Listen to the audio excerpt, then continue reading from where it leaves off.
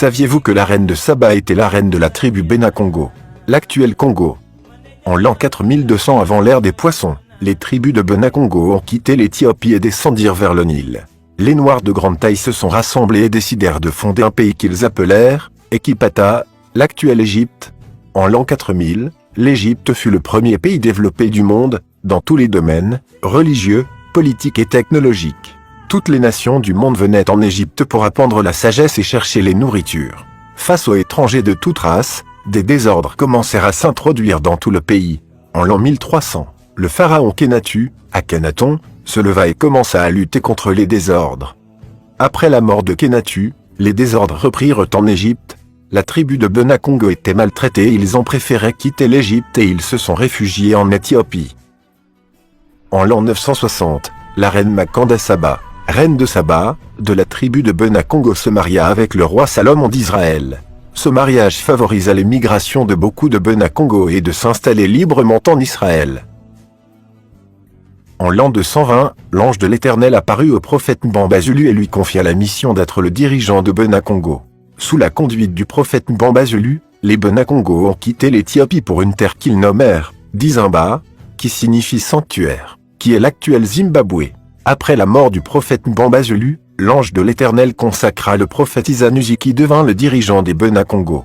Après le Zimbabwe, sous la conduite de la prophétesse Mbangala, la femme et 9 mamelles, les Bena-Congo entrèrent dans le désert du Kalahari. C'est là où ils commencèrent à se marier avec les Pygmées.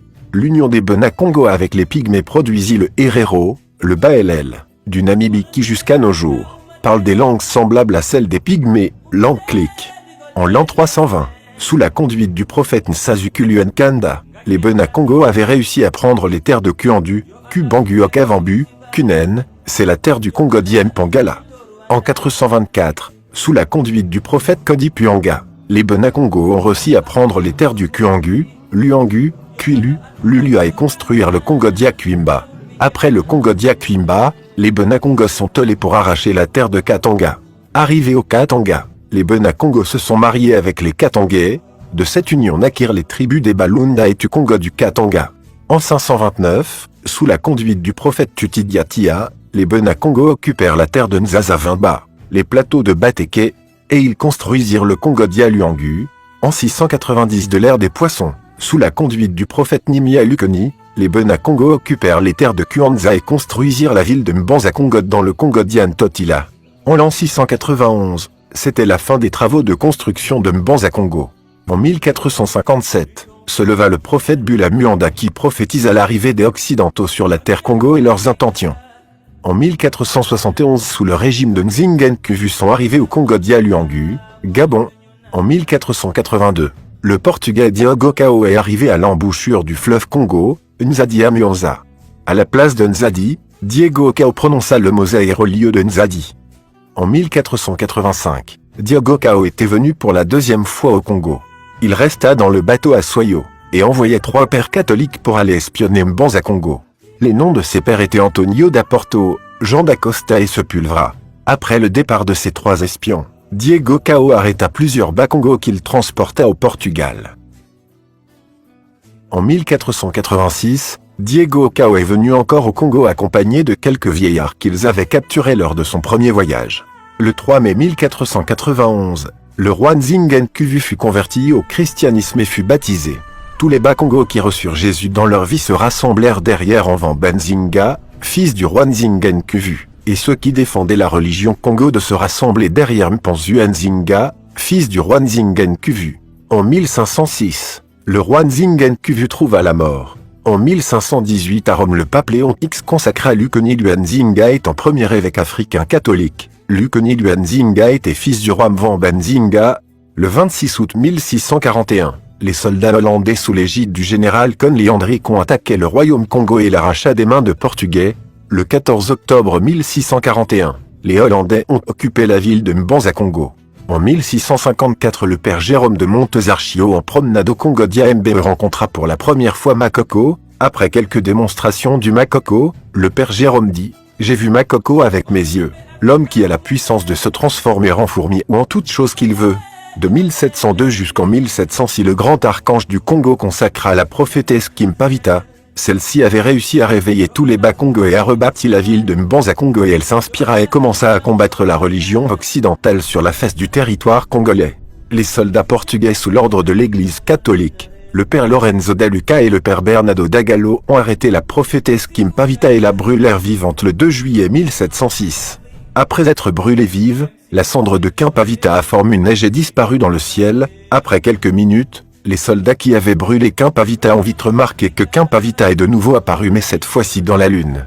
Donc la femme que vous voyez dans la lune est bien la servante Kim Pavita qui porte son enfant Kimbangu au dos. C'est dans cette manière que Dieu a voulu la récompenser. En 1758, beaucoup de Bakongo esclaves en Haïti commencèrent la guerre pour l'indépendance sous la conduite de Makandala, nom transformé par les Occidentaux en Macndal. En 1877, Henri Morton était venu au Congo à la recherche des terres à arracher. En 1880, Savorgnan de Brazza était venu au Congo d'Iambe et proclama Makoko roi. En 1881, le missionnaire Henry Stanley envoya des espions pour venir détruire la ville de Mbanza Congo. En 1885, les Occidentaux s'étaient réunis à la conférence de Berlin pour partager l'Afrique comme un gâteau d'anniversaire. Ils partagèrent le royaume Congo en 4 parties, le Congo Zaïre, le Congo Brazza, le Congo Angola et le Congo Gabon. En 1921, le grand archange Congo consacra le prophète Kimbangu pour devenir dirigeant et réveiller tous les Bakongo. Avec le message du prophète Simon Kimbangu, beaucoup de Bakongo s'opposèrent à la religion occidentale. De 1926 jusqu'en 1942 s'éleva au Congo Siemfua, Brazza, le prophète André Matsua qui lutta contre la religion occidentale. En 1933 le grand archange Congo consacra le prophète Maté Muanda pour diriger les Bangunza et lutter contre la religion occidentale sur la terre Congo.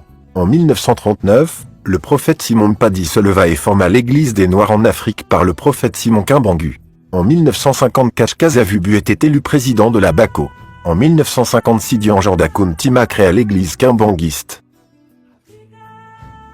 En même temps en Angola, les Bakongos étaient réunis et fondèrent le mouvement politique MPLR, Mouvement populaire pour l'indépendance de l'Angola, à la tête duquel se trouva le docteur Agostinho Neto. En 1958, Uluka Nkongole est élu président au Congo-Brazza. Le 4 janvier 1959, la Bako demande l'indépendance du Congo. Le 30 juin 1960, le Congo-Kinshasa accède à l'indépendance sous la présidence de Kasavubu. Le 15 août 1960, le Congo-Brazza accède à l'indépendance.